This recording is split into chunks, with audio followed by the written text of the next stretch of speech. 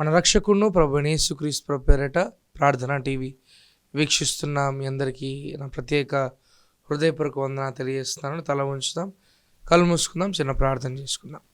నీవు పలికితే నాకు మేలయా, నీవు పలికితే నాకు మేలయా, నీ దర్శనమే మాకు చాలయా, నీ దర్శనమే మాకు చాలయా, మాతో మాట్లాడు ప్రభువా, నీవే మాట్లాడు మయ్యా. పరిశుద్ధుడా, ప్రేమగల తండ్రి యేసయ్యా, నీ బంగారు పాదాలకు వెలలేని స్తుతులు స్తోత్రం తెలుస్తున్నావు నాయన. కొద్ది నిమిషాలు నీ శ్రేష్ఠ వాక్యం ధ్యానించబోతుండగా నా నోటి మాటలు, మా అందరి హృదయ ధ్యానాలు నీ దృష్టికి అంగీకారోగ్యం చేయండి. మీరు మాత్రమే మాతో మాట్లాడి మహిమ పొందమని ప్రార్థిస్తాము నాయన. మనిషి గారిని మాట్లాడితే ప్రయోజనం లేదు నాయన. ఆత్మదేవా, నీ సత్య సారాంశంతో, సత్య పలుకులతో ఆదరణ కలిగించే మాటలు, జీవం కలిగించే మాటలు మాట్లాడి మహిమ పొందమని నన్ను మీ సులోచాటును మరుగుపరిచి వాడుకున్నాను. నీకే సమస్త ఘనత మహిమ ప్రభువులు ఆరోపించుకుంటూ నజరుడనే శ్రమంలో ప్రార్థించి అడిగి వేడుకుంటున్నాం మా పరమ తండ్రి, ఆమేన్. క్రీస్తునందు ప్రేమైన వారలారా, ఈరోజు దేవుడు మనతో మాట్లాడుతున్న మాట ఏంటంటే, డూ యూ లవ్ జీసస్? ఈరోజు మన జీవితాల్లో యేసు ప్రభువును ప్రేమిస్తున్నామా అనే ప్రశ్నను ఈరోజు దేవుడు మనతో మాట్లాడుతున్నాడు. Do we really love Jesus? If you love Jesus, what would be the result? యేసును ప్రేమిస్తే మన జీవితంలో ఏమి లాభం కలుగుతుంది? యేసు ప్రభువును ప్రేమిస్తే ఏం తెలుసుకుంటా ఉన్నాం? నిజంగా మన జీవితాల్లో యేసు ప్రభువును ప్రేమిస్తున్నామా? Do you love really Jesus? Do you really love Jesus? No matter who you are watching today. ఈరోజు నీ జీవితంలో ఎవరివైనా కావచ్చు, నీ జీవితంలో వీక్షిస్తున్న నీవు నీ జీవితంలో ప్రభువు ప్రేమను రుచి చూసిన వ్యక్తిగా ఉన్నావా? Do you love Jesus? యేసును ప్రేమిస్తున్నావా? ఈరోజు దేవుడు మనతో మాట్లాడబోయే అంశం ఏంటంటే, నీవు ఆయనను ప్రేమిస్తున్నావా? Do you really love Jesus? యేసయ్యను నిజంగా నీవు ప్రేమిస్తున్నావా? ఒక ప్రశ్న గుర్తుతో దేవుడు మనతో మాట్లాడబోతున్నాడు. చూద్దాం. పరిశుద్ధుడైన యోహాను రాసిన సువార్త 21వ అధ్యాయము 15వ వచనం నుంచి మనం చదువుకుందాం.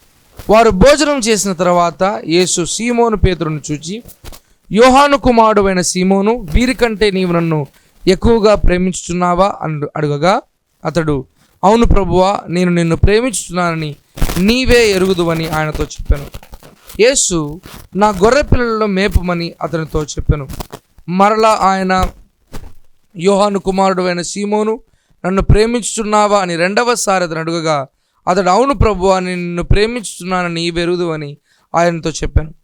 ఆయన, నా గొర్రెలను కాయుమని చెప్పాను. మూడవసారి ఆయన, యోహాను కుమారుడైన సీమోను, నన్ను ప్రేమించుచున్నావా అని అతను అడిగాను. నన్ను ప్రేమించుచున్నావా అని మూడవసారి తను అడిగినందుకు పేతురు వ్యసనపడి, ప్రభువా, నీవు సమస్తము ఎరిగిన వాడవు, నిన్ను ప్రేమించుచున్నానని నీవే ఎరుగుదువని ఆయనతో చెప్పాను. యేసు, నా గొర్రెలను మేపుము, నీవు ఎవరుడవై ఉండినప్పుడు నీ అంతట నీవే నడుము కట్టుకుని నీకు ఇష్టమైన చోటికి వెలుచుంటివి. నీవు ముసలివాడవైనప్పుడు నీ చేతులు నీవు చాచుదువు, వేరొకడు నీ నడుము కట్టి నీకిష్టము కాని చోటికి నిన్ను మోసుకొని పోవునని నీతో నిశ్చయముగా చెప్పుచున్నానని అతనితో చెప్పాను. క్రీస్తునందు ప్రియమైన వారలారా, ఈరోజు దేవుడు మనతో ఒక ప్రశ్నతో మాట్లాడుతాడు. ఈరోజు దేవుడు మనతో ఒక ప్రశ్న వేస్తున్నాడు, మనకు ఒక ప్రశ్న వేస్తున్నాడు. ఏంటి ఆ ప్రశ్న అంటే, దేవుణ్ణి నిజంగా మనం ప్రేమిస్తున్నామా? ఆయన ఎంత ప్రేమించాడు అని మనం గమనిస్తే ఎన్నో మాటలు చాలని ప్రేమ మనం చూస్తూ ఉన్నాం. ఒక కవి తన పుస్తకంలో దేవుని ప్రేమను గురించి రాద్దామని చెప్పి కూర్చొని రాస్తూ ఉన్నాడంట. రాస్తూ ప్రభు ప్రేమను రాద్దామని చెప్పి రాస్తూ ఉంటే ఆయన ఏమీ రాయలేక చివరిగా ఒక కవి భావం రాస్తూ ఆయన రాసిన మాట ఏంటంటే, ఆకాశం సిర అయిన, భూమి కాగితమైన ఆయన ప్రేమను మనం వివరించలేము. You cannot describe God's love, it is undescribable. క్రీస్తు ప్రేమ మన జీవితాల్లో ఎప్పటికి కూడా మనము గుర్తెరిగినప్పటికీ ఆయన ప్రేమ, ఒక భక్తుడు పాట రాస్తూ ఆయన అంటాడు, లోయల కంటే లోతైనది యేసు ప్రేమ, గగనము కంటే ఎత్తైనది యేసు ప్రేమ. అంత గొప్ప ప్రేమ, వైశాల్యతకు మించిన ప్రేమ యేసు ప్రేమ, అవధులు లేని ప్రేమ యేసు ప్రేమ. గ్రీక్ స్కాలర్స్ అందరూ కూర్చొని తర్జనా భర్జన అయిపోతూ ఉన్నారు. ప్రతి గ్రీక్ పదానికి అర్థాలు ఉంటాయి. అయితే ప్రేమ దగ్గరకు వచ్చేసరికి, అసలు సిసలైన ప్రేమ దగ్గరకు వచ్చేసరికి అర్థం లేక వారు ఏం రాశారంటే అన్కండిషనల్ లవ్, అగాపే ప్రేమ అని రాశారు. Unconditional, no condition involved in his love. దేవుని ప్రేమలో కొలమానం లేదు, కొలత లేని ప్రేమ, అవధులు లేని ప్రేమతో నిన్ను నన్ను ప్రేమిస్తున్నాను అంటున్నాడు ఆయన. ఆ సిలువలో చేతులు చాచి అని అంటున్న పాట ఏంటో తెలుసా? ఐ లవ్ యూ, నేను నిన్ను ప్రేమిస్తున్నాను. ఆ సిలువలో, ఆ కష్టంలో, ఆ బాధలో, ఆ పరిస్థితిలో కూడా ఆయన అంటున్న మాట ఏంటో తెలుసా? ఐ లవ్ యూ, నేను నిన్ను ప్రేమిస్తున్నాను అని సెలవిస్తున్నాడు దేవుడు. ఈరోజు వాక్యం వింటున్న ప్రియ సహోదరుడా, సహోదరి, దేవుడు నీతో మాట్లాడుతున్నాడు, మనందరితో మాట్లాడుతున్నాడు. ఏంటో తెలుసా? నిజంగా ఆయనను మనము ప్రేమిస్తున్నామా? Do we really love Jesus? ఆ మాటను మనం చూస్తూ ఉన్నప్పుడు ఇక్కడ జరుగుతున్న ప్రక్రియను మనం గమనిస్తే యోహాను సువార్తికుడు చాలా అద్భుతమైన విశేషాలు రాస్తాడు. మత్తయి సువార్త, మార్కు, లూకా సువార్తలు మనం చూస్తే వీటిని సినాప్టిక్ గాస్పల్స్ అనే పేర్లు మనం చూస్తూ ఉంటాం. సినాప్టిక్ అన్నప్పుడు it is seen together. Every gospel is seen together. ప్రతిదీ కూడా వారు రికార్డింగ్స్లో, రైటింగ్స్లో ఏవైతే రాశారో అవన్నీ కూడా వారు చూసి రాసినటివే. కానీ ఇక్కడ the live witness, John was the live witness. యేసు ప్రభు యొక్క చరిత్ర, యేసు ప్రభు life and ministry of Jesus, ఆయన జీవితము మరియు పరిచర్య మత్తయి, మార్కు, లూకా సువార్తికులు రాస్తే యోహాను సువార్తికుడు రాస్తున్న అంశం ఏంటో తెలుసా? యోహాను సువార్త 20:30 చదువుదాం.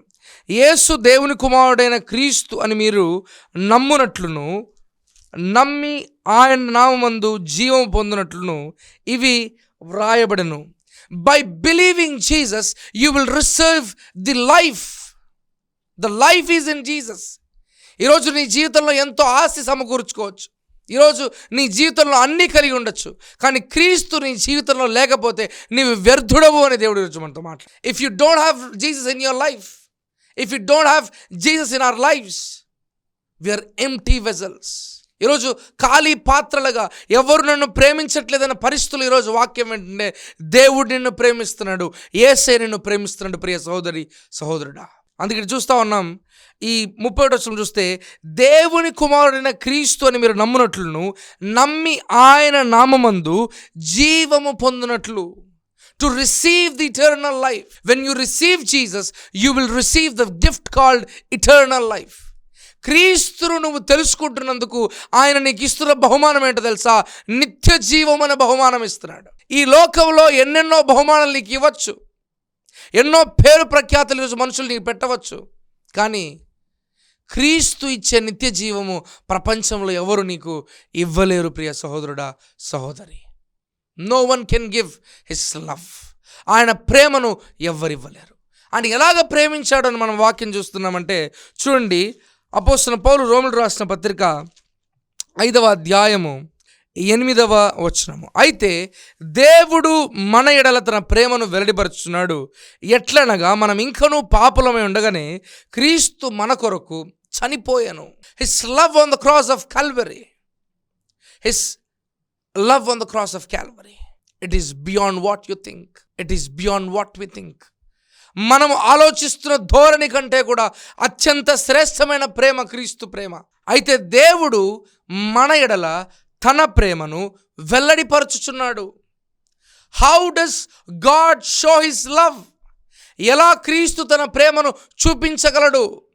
ఎలా చూపిస్తున్నాడు క్రీస్తు ప్రేమ అంటే చూడండి, ఆ 2వ మాట నుంచి, ఎట్లనగా మనం ఇంకను పాపులమై ఉండగని.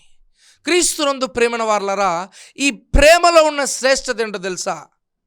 Why I started my sermon with loving Jesus. Why do we really love Jesus? It's because, ఎందుకు అనంటే ఆయన ప్రేమ షరతులు లేని ప్రేమ. అందుకే మనం చూస్తూ ఉన్నాం అక్కడ, మన ఎడల తన ప్రేమను వెల్లడిపరుచుతున్నాడు. ఎట్లనగా మనం ఇంకనూ పాపులమై ఉండగానే, అంటే మన స్థితిని ఎరిగి ప్రభువు మనల్ని ప్రేమిస్తున్నాడు. ప్రియ సహోదరుడా, దేవుడు మనతో మాట్లాడు. మన స్థితిని ఎరిగి ప్రేమిస్తున్నాడు. ఈరోజు నీ తండ్రి నీ స్థితి ఎరిగితే ప్రేమిస్తాడా? నీ తల్లి నీ స్థితి ఎరిగితే ప్రేమిస్తుందా? నీ బంధుమిత్రులు నీ స్థితి ఎరిగితే నిన్ను ప్రేమిస్తారా? నా అన్నవాళ్ళు మన స్థితి ఎరిగితే మనల్ని ప్రేమిస్తారా? కానీ నా స్థితిని ఎరిగిన యేసయ్య నన్ను ప్రేమిస్తున్నాడు. మన స్థితిని ఎరిగిన యేసయ్య మనల్ని ప్రేమిస్తున్నాడు. No matter who you are watching live, ఈ వాక్యం వీక్షిస్తున్న నీవు ఎవరైనా కావచ్చు, క్రీస్తు నిన్ను ప్రేమిస్తున్నాడు. షరతులు లేని ప్రేమతో ప్రేమిస్తున్నాడు. అవధులు లేని ప్రేమతో ప్రేమిస్తున్నాడు. అందుకని చూస్తూ ఉన్నాం, మనం ఇంకనూ పాపులమై ఉండగానే క్రీస్తు దేవుడు పాపాన్ని ప్రేమించడు కానీ పాపిని ప్రేమిస్తున్నాడు. హల్లెలూయా. ఈరోజు దేవుడు మనతో మాట్లాడుతున్నాడు. ఎట్లనగా మనం ఇంకనూ పాపులమే, while we were still sinners. మన స్థితిని ఎరిగిన దేవుడు మనల్ని ప్రేమిస్తున్నాడు అనే మాటను మనం చూస్తూ ఉన్నాం. పాపులమై ఉండగానే మన స్థితిని ఎరిగితే ఎవరు కూడా మనం ప్రేమించలేరు, కానీ క్రీస్తు యేసు మనల్ని ప్రేమిస్తున్నాడు అనే వార్త దేవుడు మనతో మాట్లాడుతున్నాడు. ఎటువంటి ప్రేమ ఆయనది అని మనం జ్ఞాపకం చేస్తున్నాం. ఎందుకు ఆయన్ను ప్రేమించాలి అనే అంశం దగ్గర మనం వచ్చినప్పుడు ఈ మాట మనం చూస్తున్నాం. ఎందుకు? Why do I really love Jesus? ఎందుకు నేను యేసును ప్రేమించాలి? చూడండి, అపోస్తలుడైన పౌలు ఎఫెసీయులకు రాసిన పత్రిక 5వ అధ్యాయము 2వ వచనం.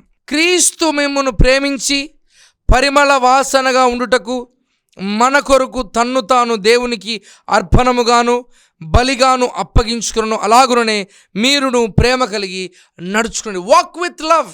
ఎందుకు? Why should I walk with love? ఎందుకు నేను యేసు ప్రేమను కలిగి నడవాలి అని అంటే, ఆయన ఎలాగ నన్ను ప్రేమించాడు. ఎందుకు నేను క్రీస్తును ప్రేమించాలి? ఎందుకు నేను దేవుణ్ణి ప్రేమించాలి? ఈరోజు ప్రపంచంలో, లోకంలో చెప్తున్న మాట ఏంటో తెలుసా? అంత ప్రేమిస్తే ఎందుకు నరకంలో వేయాలి? అక్కడ మనం చూస్తాం, మన మత్తయి సువార్తలో ఆ మాటని, సాతాను అనుచరులకు వేయబడిన ఆ నరకము అనే మాట మనం చూస్తాం. మత్తయి సువార్త 25వ అధ్యాయము 41వ వచనం. నన్ను విడిచి అపవాదికిని వాని దూతలకును సిద్ధపరచబడిన నిత్యాగ్నిలోనికి, అపవాదికి వాని అనుచరులకు సిద్ధపరచబడిన నరకము అనే మాట మనం చూస్తాం. ఆయన ఎప్పుడు కూడా తన ప్రేమను కొలమానం చేసుకోలేదు. He did not limit his love. తన ప్రేమను ఆయన నియంత్రించుకోలేదు, కానీ ఆయన ప్రేమను వెల్లడిపరుస్తూనే ఉన్నాడు. ఎలా వెల్లడిపరుస్తున్నాడంటే, మనం ఇంకా పాపులమై ఉండగానే క్రీస్తు మన కొరకు మరణించిన మాట మనం చూస్తాం. ఇంకొక రెండవ మాట మనం చూస్తాం ఏంటంటే, పరిమళ వాసనగా ఉండటానికి ఏం చేసుకున్నాడంట? మన కొరకు తన్ను తాను అర్పణముగాను బలిగాను అప్పగించుకొనేను. ఒక ద్రవ్య పదార్థం ఎలాగైతే సువాసన ఇస్తూ ఉందో, నలగొట్టబడతా ఉన్నప్పుడు ఎలాగైతే ఆ సువాసన వెదజల్లుతూ ఉందో, అలాగ క్రీస్తు నీ కొరకు నా కొరకు ఆయన నలగొట్టబడ్డాడు, విరగొట్టబడ్డాడు. ఎందుకంటే to be a beautiful fragrance. Hallelujah. క్రీస్తు నీ కొరకు నా కొరకు ఎందుకు నలగొట్టబడ్డాడంటే, నిన్ను ప్రేమించాడు గనుక. నీవు పొందవలసిన శిక్షను ఆయన పొందుతున్నప్పుడు, ఆయన నలగొట్టబడుతున్నప్పుడు ఆ పరిమళ సువాసన మానవాళికి ఇవ్వాలని ఆయన ఆశపడ్డాడు. అందుకే మనం చూస్తున్నాం, ఎందుకు యేసు ప్రభు అంతగా పేతురును ఆ మాట అడుగుతున్నాడు. చూడండి, యోహాను సువార్త 21వ అధ్యాయం 15వ వచనం చూస్తున్నప్పుడు, వారు భోజనం చేసిన తర్వాత, ముందు మనం చూస్తే ఆయన యేసు మృతుల నుండి లేచిన తర్వాత శిష్యులకు ప్రత్యక్షమైనది. ఇది 3వసారి. ఎక్కడైతే పేతురును కలుసుకున్నాడో, ఏ పరిస్థితుల్లో అయితే పేతురును కలుసుకున్నాడో, ఈరోజు చివరిగా యేసు ప్రభు వెళ్తూ పేతురును అదే పరిస్థితుల్లో కలుసుకుంటా ఉన్నాడు. నిన్ను నన్ను మన జీవితాలను ప్రభు ఎక్కడ కలుసుకున్నాడు, అక్కడే మరలా దర్శించబోతున్నాడు. హల్లెలూయా. పేతురు ఎక్కడైతే ఆ చేపల దగ్గర దర్శించబడ్డాడో, మరలా అదే ప్రాంతంలో దర్శించబడుతున్నాడు. అందరూ కూర్చున్నారు ఒక డిన్నర్కి, భోజనం, శిష్యులందరూ కూర్చొని భోజనం చేస్తున్నప్పుడు యేసు ప్రభు ఒక ప్రశ్న వేస్తున్నాడు. యోహాను కుమారుడైన సీమోను, వీరికంటే నీవు నన్ను ఎక్కువగా ప్రేమించుతున్నావా? Do you love me more than these? వీరికంటే కూడా నన్ను ఎక్కువగా ప్రేమిస్తాను. మొదటిసారి అడుగుతున్నాడు, డూ యు లవ్? రెండవసారి అడుగుతున్నాడు. మొదటిసారి అడుగుతున్నప్పుడు, నీవే ఎరుదు ప్రభు, you will know Lord and you know Lord. నీకు తెలుసు ప్రభు అని మొదటిసారి అన్నాడు. రెండవసారి అడిగినప్పుడు, అయ్యా నీవే ఎరుగుదు అని చెప్తున్నాడు. నీకే తెలుసు ప్రభు అంటే, క్రీస్తు ప్రభు దేవుడు అంటున్నాడు, నా గొర్రెలను కాయి అంట.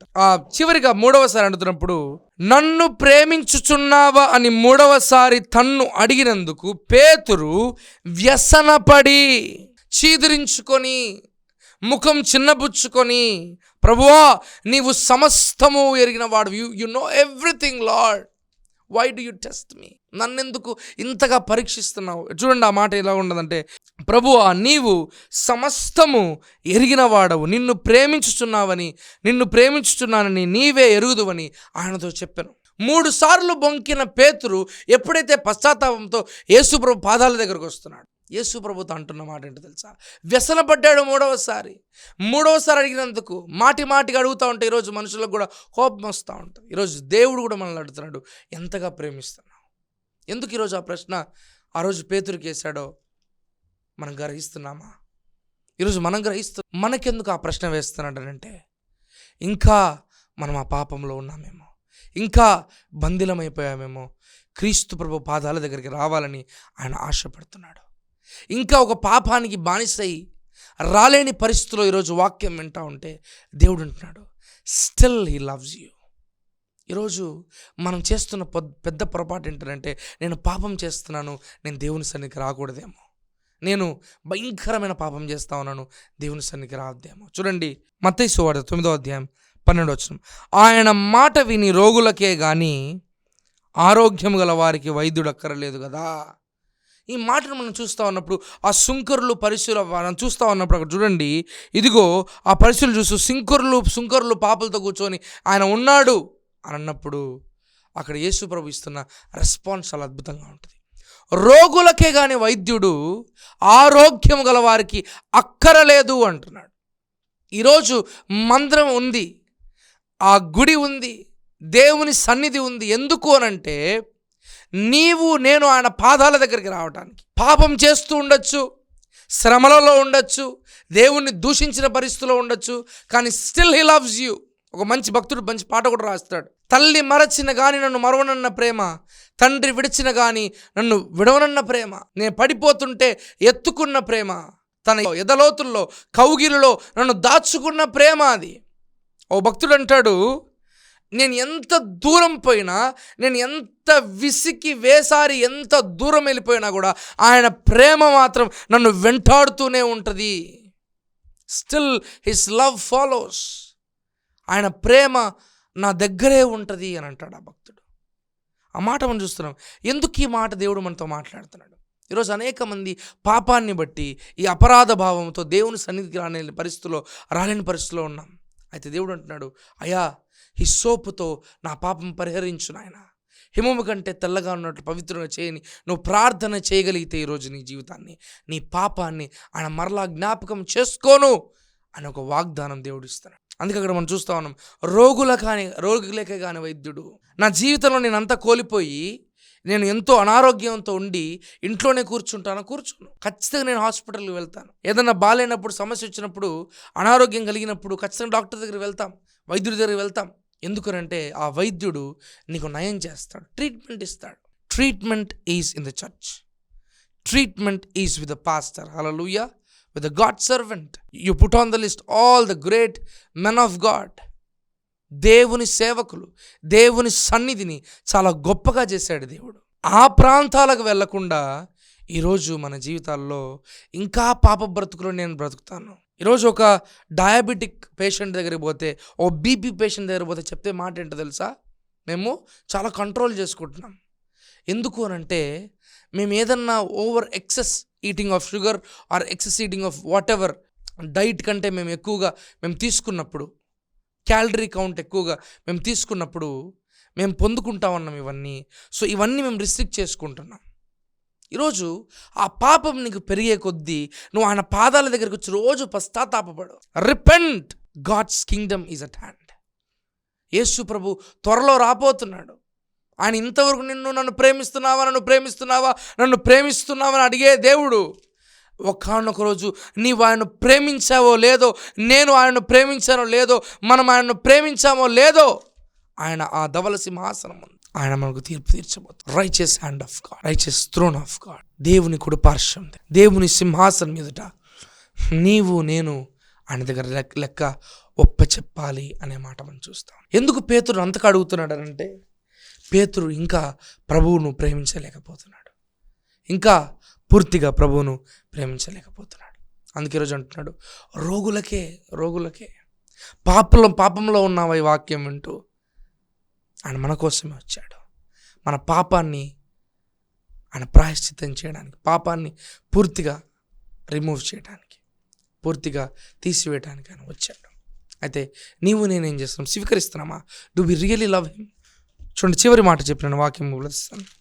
యోహాను సువార్త 21వ అధ్యాయం 18వ వచనం. యేసు, నా గొర్రెలను మేపుము, నీవు యవ్వనుడవై ఉన్నప్పుడు నీ అంతటా నీవే నడుము కట్టుకొని నీకు ఇష్టమైన చోటికి వెళ్ళుచుంటివి. నీవు ముసలివాడవైనప్పుడు నీ చేతులు నువ్వు చాచుదువు, వేరొకడు నీ నడుము కట్టి నీకు ఇష్టము కాని చోటికి నిన్ను మోసుకొని పోవునని నీతో నిశ్చయంగా చెప్పుచున్నానని అతనితో చెప్పాను.